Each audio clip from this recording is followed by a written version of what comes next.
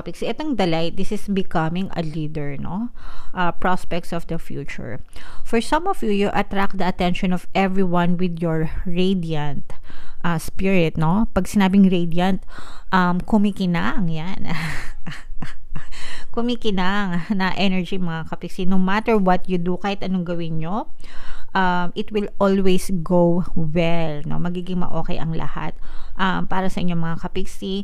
And for some of you guys, you will also be able to improve your abilities in your area of specialty. Kung ano man yung specialty nyo, guys.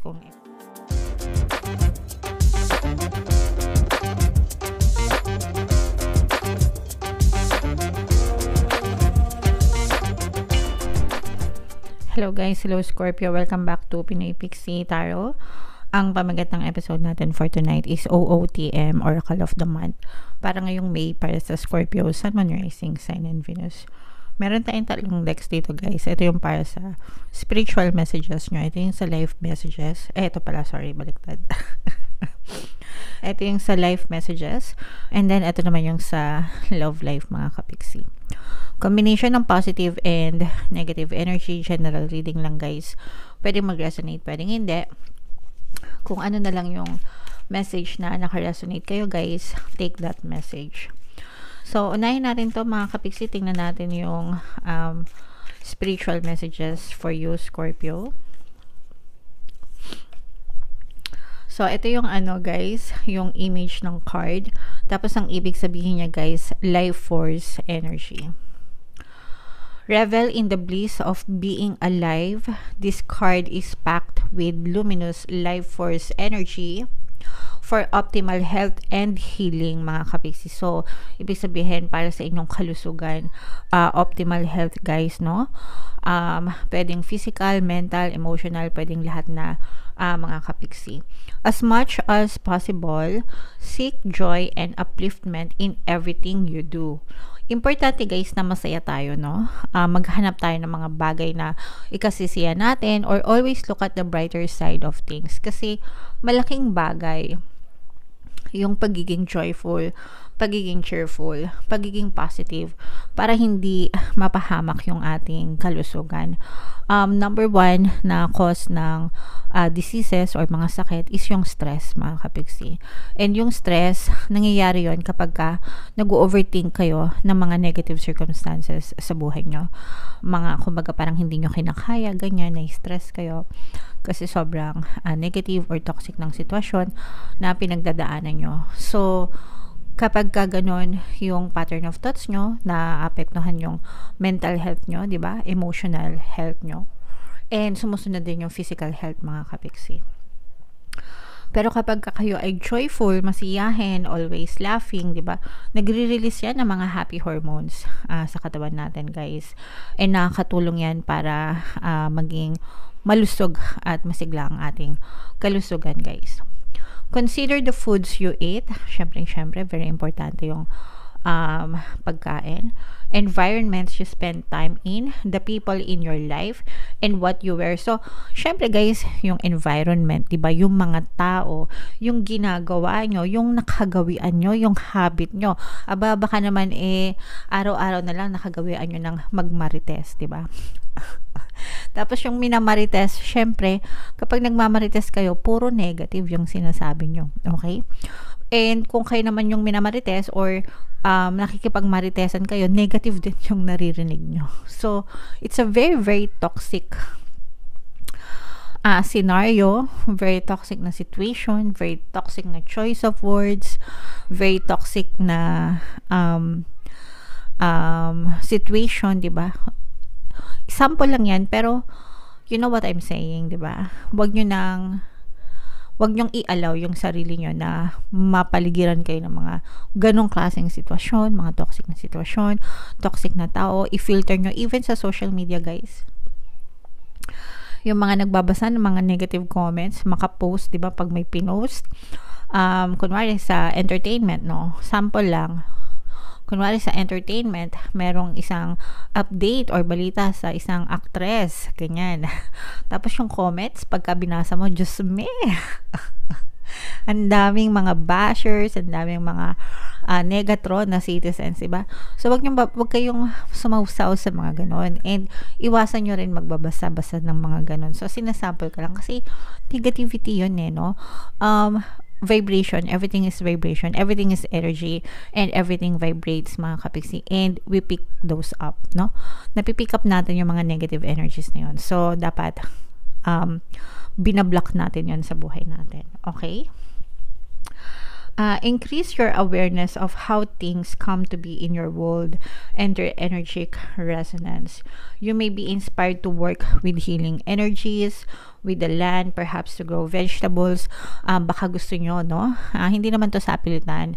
Kumbaga parang baka may chance na, let's say for example, kung malaki yung bahay nyo, may garden kayo, magtanim kayo ng mga gulay, ng mga halaman na pwedeng makatulong hindi lang sa kalikasan, kundi sa katawan din natin, di ba? So dito sa amin, marami kami mga kapitbahay na may mga tanim-tanim na mga gulay, kalamansi, kamyas, mga iba-ibang puno, ganyan. So, madalas dito nanghihingi. Kasi, bubunutin lang, no? O gaganon lang, pipitasin lang. So, yeah. So, you are encouraged, mga kapiksi, to joyously make your life a piece of Eden, and as a result, you will shine with vitality. So, yung Eden, guys, diba, a garden siya, paraiso, ganyan. So, make sure na ganun ang gawin yung buhay sa inyong physical reality, mga kapiksi. Okay? Choose happiness, choose wellness. Diba? Kaya nga yun yung tagline. Choose happiness, choose wellness. Kapag happy kayo, well din yung being nyo. Okay? Alright. So, i-mind yan, guys. Mind wellness, mind health, good health, mind healthy body, mind healthy mind, ganyan. So, i-mind yan, guys, sa comment section. And then, yung next naman, guys, is para sa life messages nyo. Shuffle ko to, guys. Habang sinashuffle ko to, panoorin nyo muna yung video natin regarding sa ating paano mag-manifest ng abundance video course. Kapiksi, sawa ka na ba sa mga struggles at hirap sa buhay mo? Masipag ka ba at masikap sa buhay ngunit hindi ka pa rin umaasenso? Ilang beses ka na bang nag-attempt magnegosyo at mag-invest pero palagi ka pa rin nalulugi? Sa pagkakataon na ito ay maaaring may subconscious beliefs ka na nagiging balakid sa iyong pag-unlad at pagyaman. Introducing, paano mag-manifest ng abundance video course. Dito ay matututunan mong ma-overcome ang mga balakid mo para tuluyan ka ng umunlad, umasenso, sumagana, maging matagumpay, successful at maswerte sa iyong kabuhayan, pera, trabaho, negosyo, salapi at kaperahan ng bonggang-bongga. Dali, mag-send na ng email sa pinoypixitaro@gmail.com at simulan na ang iyong pagyaman ngayon. Alright. So, sabay-sabay tayo, guys. Magpayaman ngayon 2024. Mag-avail na kayo ng course. Sobrang ganda yan, guys. And ngayong April, magbibigay ako ng 200 pesos na discount, guys, sa lahat na mag-avail ng course. Kaya mag-avail na kayo, mga kapiksi. So, ito yung dalawang life messages sa inyo. We have the big and the light, mga kapiksi. Itong the light, this is becoming a leader, no? Prospects of the future. For some of you, you attract the attention of everyone with your radiant spirit, no? Pag sinabing radiant, kumikinang yan. Kumikinang na energy, mga kapiksi. No matter what you do, kahit anong gawin nyo, it will always go well, no? Magiging ma-okay ang lahat para sa inyong mga kapiksi. And for some of you guys, you will also be able to improve your abilities in your area of specialty. Kung ano man yung specialty nyo, guys, kung empleyado man kayo, trabahador man kayo, negosyante man kayo, nag-aaral kayo, or whatever, mga kapiksi, pero mag-improve yung kapasidad nyo, capability nyo, and yung mga abilidad nyo, mga kapiksi. And ito din, guys, almost the same. Kumbaga itong light, parang kumikinang kayo. And then, ito namang big, mga kapiksi, ito yung level up, no? Big possibilities, big abilities, ganyan. Increased thirst for knowledge. So, kumbaga parang gutom kayo, uhaw kayo sa mga bagong kaalaman, guys. You have a desire to learn, no? something new, mga kapiksi, and kumbaga malaki, kaya nga big, no, malaki yung desire nyo, yung intention nyo na mag-level up yung buhay nyo para sa improvement ng inyong kabuhayan din, mga kapiksi. Okay? For some of you guys, maaari kayo magkaroon ng mga unexpected accomplishment. Yeah.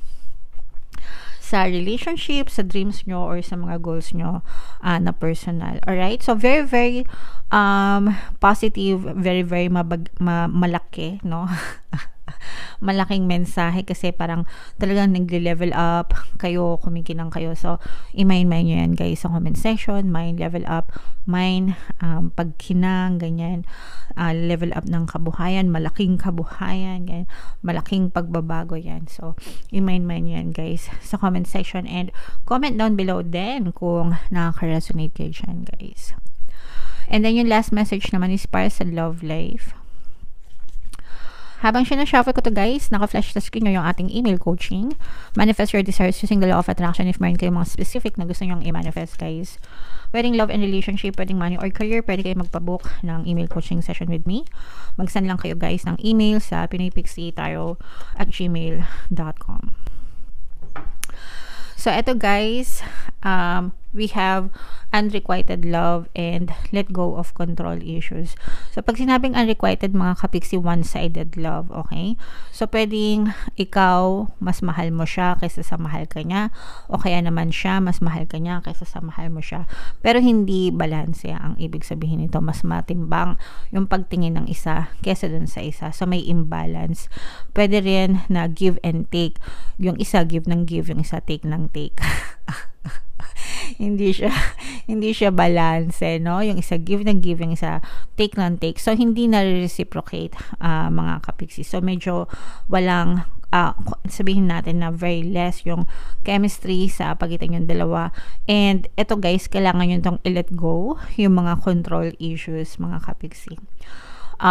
Because hindi naman natin talaga makontrol yung mga person natin, yung mga sitwasyon na nangyayari sa ating relationship. We cannot control those guys, and ang tanging makontrol lang natin is yung perception natin about sa person natin, about sa relationship natin, and about sa sarili natin, mga kapiksi. Yun lang yung tanging makontrol natin. Pero sabihin mo na kontrolin mo si person mo, oy, mahalin mo ako lang mahalin mo, hindi ka pwedeng magganito, magganyan, ganyan.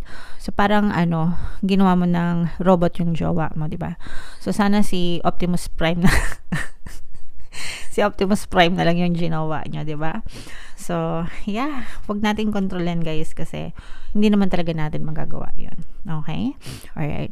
So, comment down below, Scorpio, if feeling nyo nakaresonate kayo guys. Ito yung ating mga pampaswerte subliminal. Pakinggan nyo mga kapiksi para makatulong sa inyo. And ito naman yung ating success stories ng paano mag-manifest ng abundance video course. Click here to subscribe guys, and click here to join our membership program. Thank you for liking, sharing, and subscribing, and see you again next time. I love you all guys. Have a nice day. Bye-bye.